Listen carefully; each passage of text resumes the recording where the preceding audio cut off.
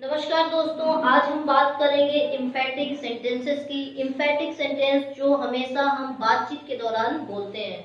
जैसे कभी किसी को आपने कहा कि वह स्कूल जाता तो है, हम सभी आपस में बातें करते तो हैं, वे लोग प्रतिदिन दूसरे के घर बैठते तो हैं, सड़क पर घोड़ा दौड़ता तो है।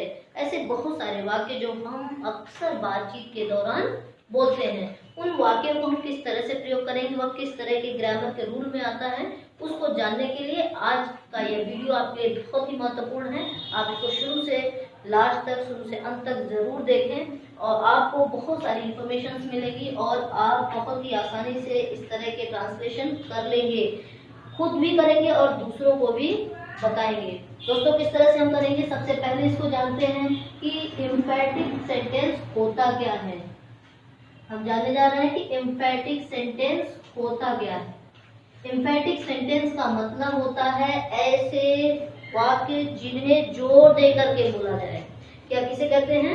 ऐसे वाक्य जिन्हें जोर दे करके बोला जाए। दोस्तों, मैं आपको बताऊं कि जब कभी भी इम्फेटिक सेंटेंस की हम बात करते हैं तो इसमें मुख्यतः 3 सहायक क्रियाएं आती हैं जिसका हम प्रयोग करते हैं और उन्हें हम इम्फेटिक वर्ड के नाम से जानते हैं। वे कौन सी सहायक क्रियाएं हैं उसको हम लोग जान लेते हैं। से हम डू, डज और डिड, सिर्फ और सिर्फ ये 3 सहायक क्रियाएं हैं जो इम्फेटिक वर्ड के नाम से जानी जाती हैं। किसके नाम से जानी जाती हैं?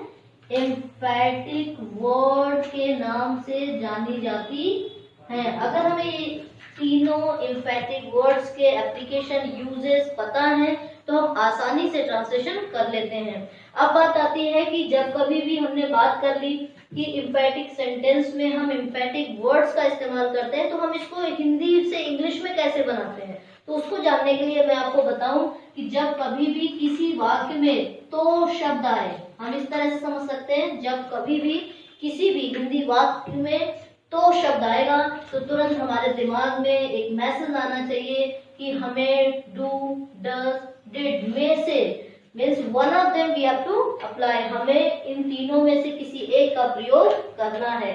किस तरह से करना है जरा सा हम देखते हैं। एक एग्जांपल ले लेते हैं और वह एग्जांपल हम प्रेजेंट इंडेफिनिट का लेते हैं। किसका लेते हैं?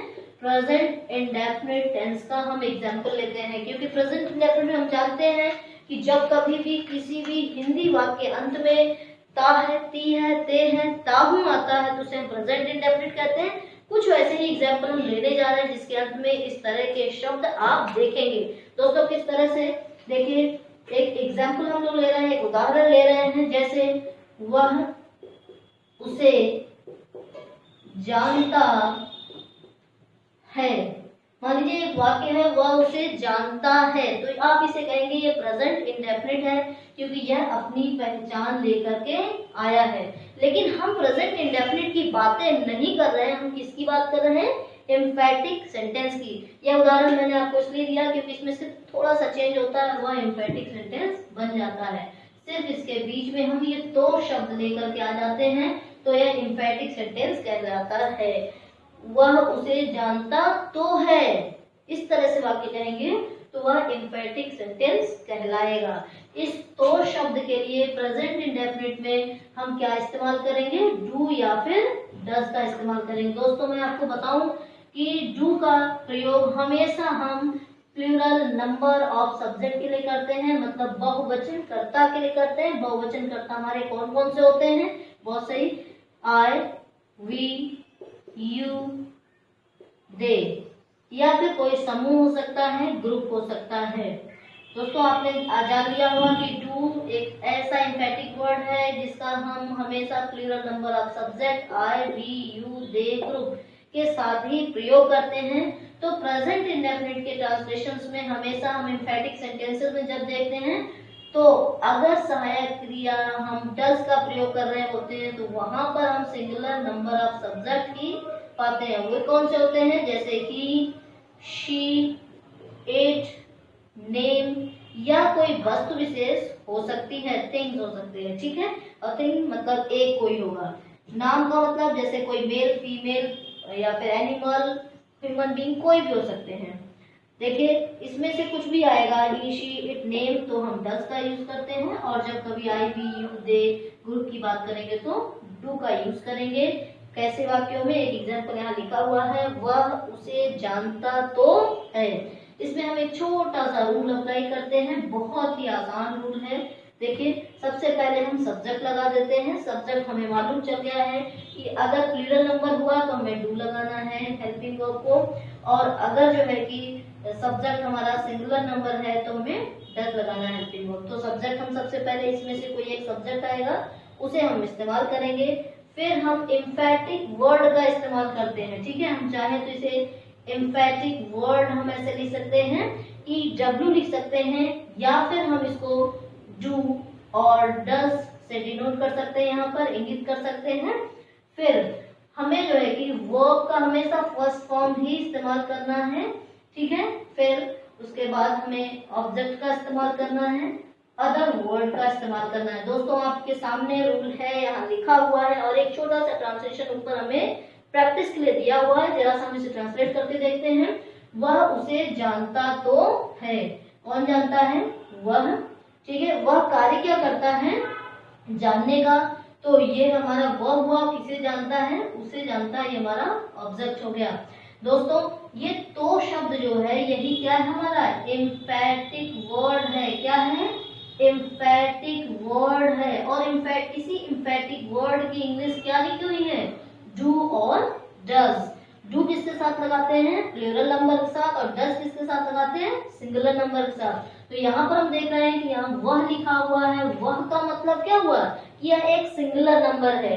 जानता तो है मतलब एक पुरुष है, कोई लड़का है, कोई आदमी है जो किसी को जानने कार्य करता है, और हम जानते हैं प्रोनाउन ही का इस्तेमाल यहाँ पर करेंगे। किसी भी पुरुष के लिए हम प्रोनाउन ही का इस्तेमाल करते हैं। तो अब इसे ट्रांसलेट कर सकते हैं ही। अब देखिए, यहाँ पर हमने सब्जेक्ट इस्तेमाल कर दिया है, और ही के साथ हमें क्या लगाना है? बोर्ड पर आपको साफ साफ दिख रहा होगा, डज। तो हमें सबसे पहले सब्जेक्ट लगाना है ही, उसके बाद डज, क्योंकि ये सिंगुलर नंबर है, सिंगुलर नंबर के साथ हमेशा हम डज का इस्तेमाल करते हैं। फिर उसके बाद तुरंत बाद हमें वर्ब का फर्स्ट फॉर्म इस्तेमाल करना है। यहाँ देखिए, वर्ब यहाँ मैंने लिख दिया है, जानना। जानने की इंग्लिश क्या होती है? नो। गुड। फिर उसके बाद हमें क्या करना? ऑब्जेक्ट लगाना है। और किसे जानता है? उसे जानता है हिम।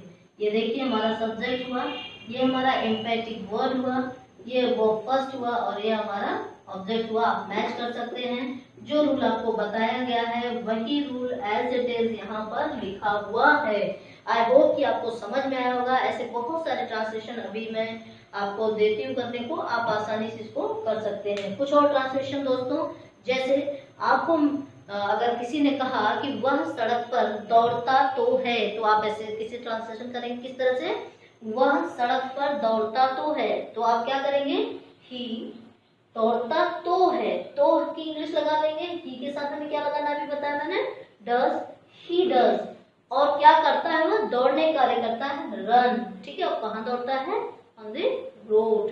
फिर एक ट्रांसलेशन मैं आपको दूं, जैसे अगर कहा जाए, किसी ने कह दिया कि वे सभी अंग्रेजी बोलते तो हैं, हमने कहा वे सभी अंग्रेजी बोलते तो हैं, तो हम किस तरह से इसको ट्रांसलेट करेंगे? वे सभी, आपका सब्जेक्ट हो गया, यहाँ पर हमने लिख दिया, देखिए दे ऑल, वे सभी। ठीक है, अब दे क्या है? आपका ग्रुप है, और ग्रुप के साथ हमेशा हम डू का इस्तेमाल प्रेजेंट इंडेफिनिट में करेंगे, एम्फैटिक वर्ड। तो हम यहाँ पर डू लिख देते हैं। वे सभी अंग्रेजी बोलते तो हैं, दे ऑल डू। ठीक है, और क्या करते हैं? वो बोलने का कार्य करते हैं, मतलब वो बोलना है, तो यहाँ पर हम स्पीक लिख देंगे। ठीक है, दे ऑल डू स्पीक। उसके बाद क्या बोलते हैं? इंग्लिश। ठीक है, आपको समझ में आया होगा। आगे हम देखते हैं इसी क्रम में, जब कभी भी हम प्रेजेंट इंडेफिनिट में एम्फैटिक वर्ड का इस्तेमाल करते हैं, तो वहां पर हमने लगाया डू या फिर डज की बात की। ठीक उसी प्रकार हम देखते हैं कि एम्फैटिक वर्ड हमारा एक और बचता है, वह हमारा है डिड। तो हम इसी तरह से जान लेते हैं कि जब कभी भी हमें बात करनी होती है एम्फैटिक वर्ड की, और हम प्रेजेंट इंडेफिनिट में बात कर चुके हैं कि किस तरह से हम डू और डज का इस्तेमाल करते हैं, और अब हम आगे देखते हैं कि किस तरह से हम पास्ट इंडेफिनिट में हम डिड का इस्तेमाल करेंगे। और डिड, आप ध्यान देंगे कि डिड आपकी यहाँ सहायक क्रिया है जरूर, लेकिन वह कौन सा सेंटेंस कब बना देती है, एम्फेटिक वर्ड का काम करते हैं और हम एम्फेटिक सेंटेंस उसको कहते हैं। क्यों? क्योंकि वहां पर तो शब्द आता है। जैसे एक ट्रांसलेशन हम लोग ले लेते हैं कि राजू उसे पीटता तो था। मान लीजिए एक ट्रांसलेशन है, राजू उसे पीटता तो था। अगर हम इसी तो को यहाँ से हटा दें तो हम देखेंगे पास्ट इंडेफिनिट पूरी तरह दिखता है, क्योंकि ता था, ती थी, ते थे या ई ए हमेशा पास्ट इंडेफिनिट में आता है। तो राजू उसे पीटता था, और इसी में अगर तो शब्द आ जाता है तो वह एम्फेटिक सेंटेंस हो जाता है, सिंपल सेंटेंस नहीं रह जाता है वो। तो हम इसे कैसे ट्रांसलेट करेंगे, इसके लिए भी एक छोटा सा रूल हमें देखना है। रूल में कोई चेंज नहीं है, सिर्फ और सिर्फ एम्फेटिक वर्ड बदल जाता है। यहाँ हम सब्जेक्ट लगाते हैं और एम्फेटिक वर्ड हमारा कॉमन है पास्ट इंडेफिनिट में, क्या है, डिड है। उसके बाद हम वर्ब का फर्स्ट फॉर्म लगाते हैं, ऑब्जेक्ट लगाते हैं और अदर वर्ड लगाते हैं। जैसे यहाँ एक ट्रांसलेशन दिया हुआ है, वह उसे पीटता तो था, तो हम किस तरह से ट्रांसलेशन करेंगे, सॉरी, राजू उसे पीटता तो था, तो कैसे हम ट्रांसलेशन करेंगे, राजू डिड बीट हिम। हम ट्रांसलेशन कर सकते हैं, राजू डिड बीट हिम। दोस्तों, हमने पहले सब्जेक्ट का इस्तेमाल किया है, फिर डिड एम्फेटिक वर्ड का इस्तेमाल किया। इसको आप EW लिखा हुआ भी बहुत जगह देखेंगे, इसको एम्फेटिक वर्ड कहते हैं। और या फिर हम सीधे डिड लिख सकते हैं, वर्ब का फर्स्ट फॉर्म लगा हुआ है, ऑब्जेक्ट लगा हुआ और अदर वर्ड। हमेशा हम एम्फेटिक सेंटेंस की जब कभी भी कहीं भी बात करेंगे तो सिर्फ दो ही टेंसेस आते हैं। आप चाहें तो इसको एक चार्ट के माध्यम से अपनी कॉपी पे लिख लेंगे, जो आपको सरसरी निगाह से देखने के लिए आपको आसानी होगी। आप यहाँ लिख लें, एम्फेटिक वर्ड, एम्फेटिक वर्ड लिख लीजिए। तो आप इस तरह से बना सकते हैं, डू या फिर डज। फिर इधर लिख सकते हैं डिड। डू या डज की बात जब हम कर रहे होते हैं तो यहाँ लिखेंगे प्रेजेंट इंडेफिनिट की बात करेंगे, ठीक है। यहाँ हम पास्ट इंडेफिनिट की बात करेंगे। फिर साथ में ही जो है कि हम एक रूल जो यहाँ हमने बातें कर ली हैं उसको हम लिखेंगे, और वह एक कॉमन रूल लिखेंगे। हम सब्जेक्ट लगाते हैं, एम्फेटिक वर्ड लगाते हैं। देखिए, अगर प्रेजेंट होगा तो डू या डज लगेगा, और हम लोग जान चुके हैं पहले कि डू कहाँ लगाते हैं और डज कहाँ लगाते हैं। अगर आप भूलने का आपको प्रॉब्लम है, आप भूल जाते हैं, तो आप यहाँ पर प्लूरल नंबर ऑफ सब्जेक्ट लिख दीजिए, यहाँ सिंगुलर नंबर ऑफ सब्जेक्ट लिख दीजिए, तो आपको ये चार्ट देखते ही दिमाग में आ जाएगा तुरंत। फिर उसके बाद हम चाहे वो पास्ट इंडेफिनिट हो या प्रेजेंट इंडेफिनिट, हमेशा वर्ब का फर्स्ट फॉर्म लगाते हैं, ऑब्जेक्ट लगाते हैं और अदर वर्ड लगाते हैं। हमेशा आप ये ध्यान दीजिए कि प्रेजेंट इंडेफिनिट और पास्ट इंडेफिनिट में ही एम्फेटिक सेंटेंसेस का यूज करते हैं। दोस्तों, अगले चरण में मैं, अगले स्टेप में मैं आपको बताऊं कि जब कभी भी हम इसको इंपेरेटिव सेंटेंस में एम्फेटिक सेंटेंसेस को यूज करते हुए देखते हैं तो किस तरह के वाक्य आते हैं, इसको जानने के लिए हम आगे देखते हैं।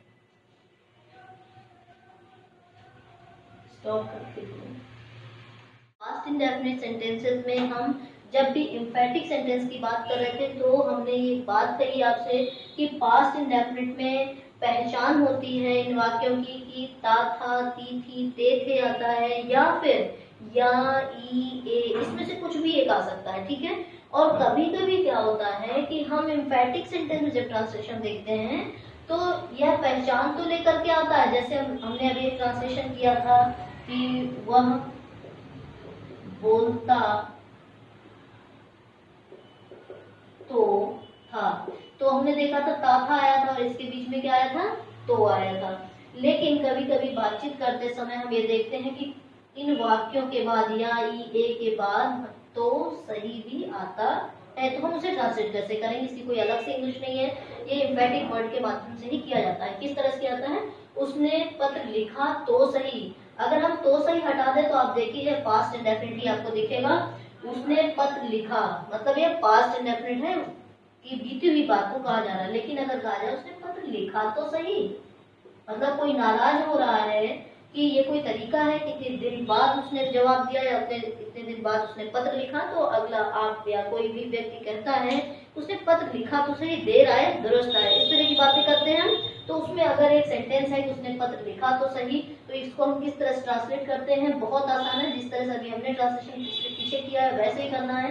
कैसे करना है? वही रूल लगाना है, जल्दी से लगाइए आप लोग। जैसे ही, डिड, ये पास्ट इंडेफिनिट के लिए डिड एम्फैटिक वर्ड लगा हुआ है, राइट लेटर। क्लियर हुआ इतना आपको? इसके आगे हम आते हैं, दूसरा ट्रांसलेशन ठीक वैसा ही दिया हुआ है। गीता ने गीत गाया तो सही, गीता ने गीत गाया तो सही। कैसे हम ट्रांसलेशन करेंगे? आप कर चुके होंगे, बहुत सारे बच्चे कर चुके होंगे। Gita did sing song. फिर हम देखते हैं, उसने खाना खाया तो सही। किस तरह ट्रांसलेशन करेंगे? He did eat food। अगला ट्रांसलेशन है, राधा ने खाना खाया। ठीक है, राधा ने खाना खाया। कैसे ट्रांसलेट करेंगे? Radha did eat food. एक ट्रांसलेशन और है, आपने उसे पढ़ाया तो सही। क्या हो जाएगा? बहुत सही, बहुत अच्छे। You did teach him. आप देख रहे हैं किस तरह से ट्रांसलेशन बनते जा रहे हैं, और सिर्फ एक कॉमन रूल है। उस कॉमन रूल को हम अपने दिमाग में रख सकते हैं। सबसे पहले सब्जेक्ट लगाना है, फिर एम्फैटिक वर्ड का इस्तेमाल करना है। अगर ये प्रेजेंट है तो हम डू या फिर डज का इस्तेमाल करते हैं, पास्ट है तो डिड का इस्तेमाल करते हैं, और कुछ भी नहीं करना है। आइदर दैट इज प्रेजेंट और पास्ट, या प्रेजेंट है या फिर पास्ट है, कुछ भी है, हमेशा वर्ब का फर्स्ट फॉर्म लगाना है, फिर ऑब्जेक्ट लगाना है और अदर वर्ड लगाना है। आपको समझ में आएगा, बहुत आसान सा रूल है। अगर आप इस स्लिप को आसानी से अपने दिमाग में रख सकते हैं, स्क्रीनशॉट ले सकते हैं, तो आपको चीजें बहुत ही अच्छे से क्लियर हो रही होंगी। दोस्तों, जब कभी भी हम बात करते हैं एम्फैटिक सेंटेंसेस की, तो इसमें प्रेजेंट इंडेफिनिट, पास्ट इंडेफिनिट लगातार मैं आपसे बात कर रही हूँ। उसके साथ साथ कुछ ऐसे सेंटेंसेस भी आते हैं जो साधारणतः हम लोग इम्परेटिव सेंटेंस में पढ़ते हैं। इम्परेटिव सेंटेंस में किस प्रकार से हम एम्फैटिक वर्ड का इस्तेमाल करते हैं, इसके लिए कुछ ट्रांसलेशन मैंने यहाँ पर लिख दिए हैं। जैसे अगर हम इम्परेटिव सेंटेंस की बात करें, तो इम्परेटिव सेंटेंस में हम क्या देखते हैं कि जब कभी भी हम ऑर्डर या रिक्वेस्ट की बात करते हैं, तो वहां पर हम उसे इम्परेटिव सेंटेंस के नाम से जानते हैं। इम्परेटिव सेंटेंस का अर्थ होता है कि ऐसे वाक्य जिनसे आज्ञा देने का भाव, सलाह देने का भाव, आदेश देने का भाव प्रकट होता हो, उसे हम इम्परेटिव सेंटेंस कहते हैं। हिंदी में इसे आज्ञा सूचक वाक्य के नाम से जाना जाता है। अगर हम एक साइड वॉल पर देखना चाहें तो हम देख सकते हैं कि इम्परेटिव सेंटेंस का मतलब सीधे सीधे दो शब्द में लिख सकते हैं, ऑर्डर एंड रिक्वेस्ट कह सकते हैं। ठीक है, अब हम आगे सेंटेंसेस के माध्यम से देख रहे हैं। इम्परेटिव सेंटेंस को अगर हमें समझना है तो कुछ हम हिंदी समझ सकते हैं। जैसे हमने कहा किसी से भी कह दिया, जैसे यहाँ एक एग्जाम्पल लिखा है, इसे दोबारा गाना। मैंने कहा इसे दोबारा गाना। ठीक है, मैंने कहा इसे दोबारा दोहराना, इसे दोबारा पढ़ना, इसे दोबारा समझना। इस तरह के वाक्य आए तो हम समझ गए कि ये इम्परेटिव सेंटेंस है। फिर आना या दोबारा आना अगर मैंने कहा, ठीक है, तो हम कहते हैं इसे इम्परेटिव सेंटेंस है। फिर मैंने कहा मुझे थोड़े पैसे देना, अगर किसी ने कहा कि मुझे थोड़े पैसे देना, तो भी हम कहते हैं ये इम्परेटिव सेंटेंस है। उसकी मदद करना, तो यह भी क्या है आपका इम्परेटिव सेंटेंस है। किसी को एडवाइजरी दी जा रही है, एडवाइस किया जा रहा है, किसी को ऑर्डर किया जा रहा है, किसी को जो है कि सजेशन दिया जा रहा है कि आप इस तरह के काम करिएगा। ठीक है, फिर आगे हम लोग देख रहे हैं इसी क्रम में कि हम कैसे जानेंगे कि ये एम्फैटिक वर्ड है। इसके लिए देखिए बहुत ही आसान सा रूल होता है। उस रूल को जैसे अभी आपने यहाँ रूल देखा है, ठीक उसी प्रकार रूल होता है। हम जानते हैं इम्परेटिव सेंटेंस की जब भी हम ट्रांसलेशन करते हैं, अनुवाद करते हैं, तो हमेशा हम वर्ब से इसकी शुरुआत करते हैं। तो हम यहाँ पर देखिए सबसे पहले इम्फैटिक वर्ड हम लिख देंगे, और इम्फैटिक वर्ड हमेशा इसमें डू लगता है। कभी नहीं सोचना हमें कि डिड लगाएं, डस लगाएं, क्या लगाएं, सिर्फ कॉमनली हमें डू लगाना होता है। फिर उसके बाद हमें वर्ब लगाना होता है, और वर्ब का हमें मालूम है फर्स्ट फॉर्म लगाना है, ऑब्जेक्ट लगा देना है, और अदर वर्ड लगा देना। सिर्फ यही हमें तैयार करना और कुछ भी नहीं तैयार करना। दोस्तों आगे हम देख रहे हैं कि इसे ट्रांसलेशन करना है हमें, तो हम किस तरह से करेंगे। देखिए हमें सबसे पहले क्या लगाना है, डू लगाना है। डू लिख दिया हमने, ठीक है। दोबारा गाना, ठीक है, क्या कहेंगे, एक वर्ब लगाना है। गाना गाने की इंग्लिश क्या होती है, सिंग होती है।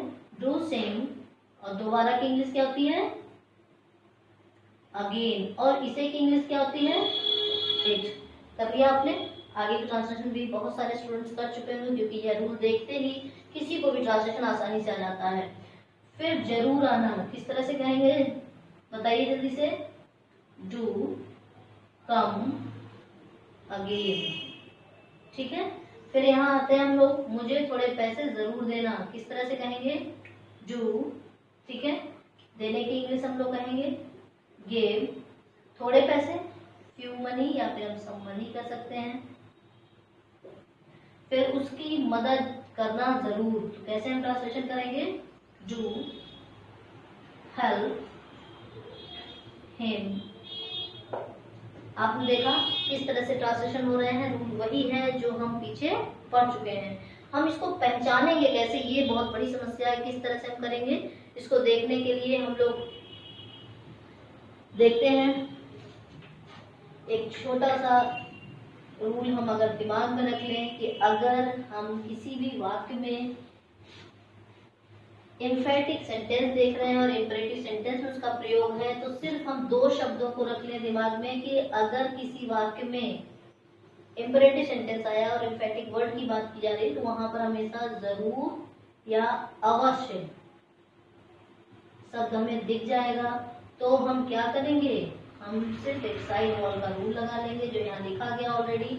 आप इसको स्क्रीनशॉट ले सकते हैं। डू हम लिखेंगे, इसमें कहीं भी डज या डिड की बात नहीं की जाती है। वर्ब का फर्स्ट फॉर्म होता है, ऑब्जेक्ट होता है, अदर वर्ड होता है, और बात हमारी खत्म हो जाती है। जैसे कि यहाँ ट्रांसलेशंस लिखे हुए, घर पे रोज प्रैक्टिस करिए और बेहतरीन प्रैक्टिस करिए।